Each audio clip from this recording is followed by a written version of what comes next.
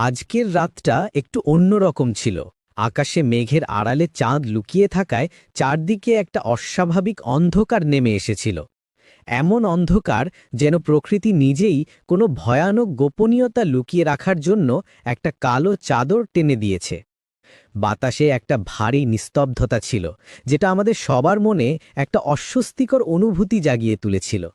এমনকি জঙ্গলের সাধারণ শব্দগুলো যেন আজ কেমন নিঃশব্দ হয়ে গেছে।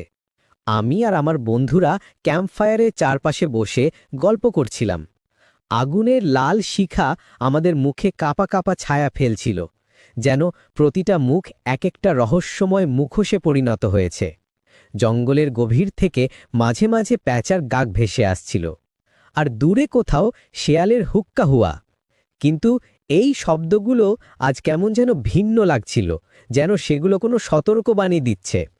আমাদের চারপাশের গাছের ডালপালা বাতাসে দুলছিল, আর সেই দোলানোর শব্দ শুনতে অনেকটা ফিসফিস করার মতো লাগছিল।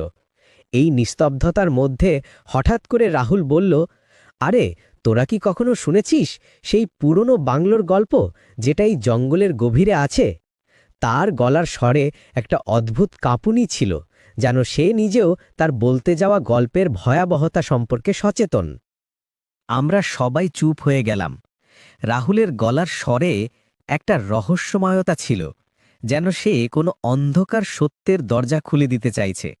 আগুনের আলোয় তার মুখটা অর্ধেক আলোয় অর্ধেক ছায়ায় ঢাকা ছিল। সে আগুনের দিকে তাকিয়ে বলতে শুরু করল, তার চোখে একটা অদ্ভুত চকচকানি। বছর 50 আগের কথা।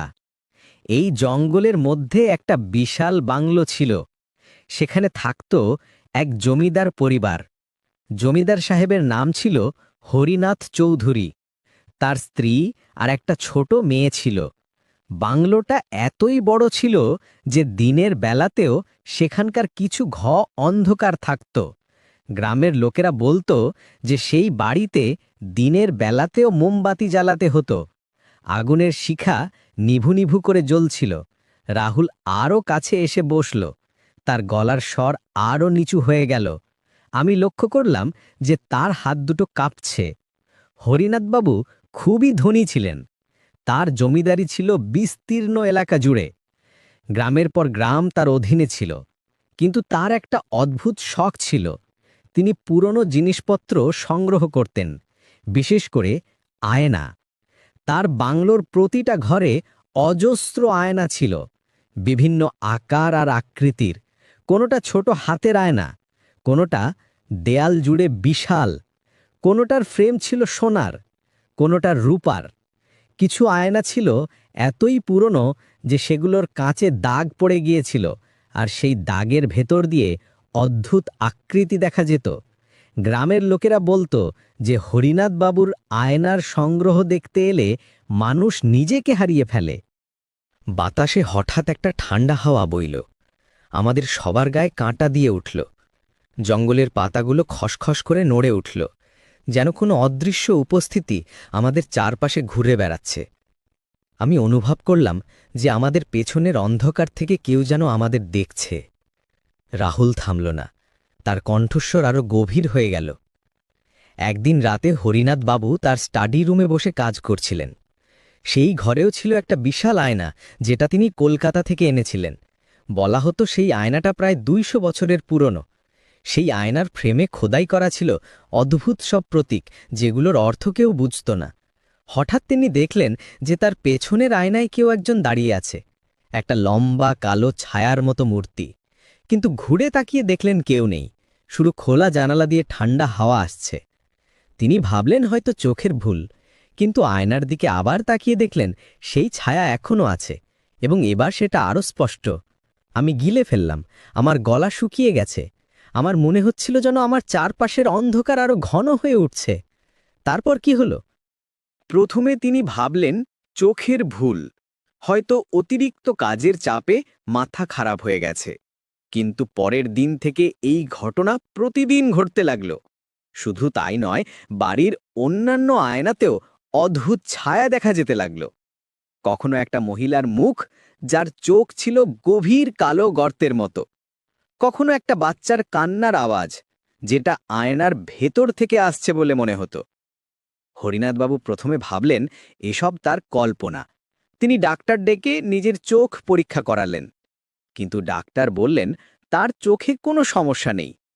দিন যত যেতে লাগলো এই ঘটনাগুলো আরও স্পষ্ট হতে লাগলো। আয়নার ভেতরের সেই মূর্তিগুলো যেন আরও জীবন্ত হয়ে উঠতে লাগলো। আগুনের আলোয় রাহুলের মুখটা ভয়ানক লাগছিল। তার চোখে একটা অদ্ভুত উন্মাদনা ছিল। আমি লক্ষ্য করলাম যে আমাদের চারপাশের অন্ধকার যেন আরও কাছে চলে এসেছে। হরিনাথ বাবুর স্ত্রী প্রথমে বিশ্বাস করেননি। তিনি বলতেন যে স্বামীর মাথা খারাপ হয়ে গেছে, কিন্তু একদিন রাতে তিনি নিজেই দেখলেন তার ড্রেসিং টেবিলের আয়নায় একটা বুড়ো মহিলা দাঁড়িয়ে আছে।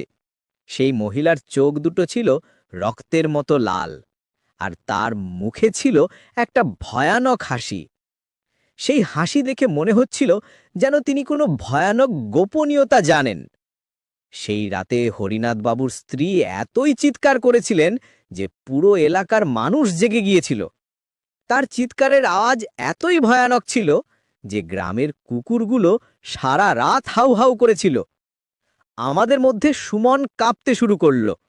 তার হাত দুটো কাঁপছিল। এসব কি বলছিস রে? তার গলার স্বরে ভয় স্পষ্ট। রাহুল হাসল। সেই হাসিতে কোনো আনন্দ ছিল না, ছিল একটা অন্ধকার আনন্দ। এটা তো শুরু মাত্র, আসল ঘটনা এখনো বাকি। হরিনাথবাবুর ছোট মেয়ে রীতা, বয়স তখন মাত্র ৮ বছর। সে প্রায়ই বলতো যে আয়নার ভেতর থেকে কেউ তার সাথে কথা বলে। একটা মেয়ে যে তার মতোই দেখতে, কিন্তু তার চোখে কোনো আলো নেই। সেই মেয়ে রীতাকে বলতো যে আয়নার ওপারে একটা সুন্দর জগৎ আছে, যেখানে সব সময় খেলাধুলা আর আনন্দ। তার মা বাবা প্রথমে ভাবলেন বাচ্চাদের কল্পনা, কিন্তু রীতা যখন আয়নার সামনে দাঁড়িয়ে একা একা কথা বলতো, তখন মনে হতো যেন সে সত্যিই কারোর সাথে কথা বলছে। এমনকি মাঝে মাঝে তার কথার জবাব দেওয়ার মতো অস্পষ্ট শব্দও শোনা যেত।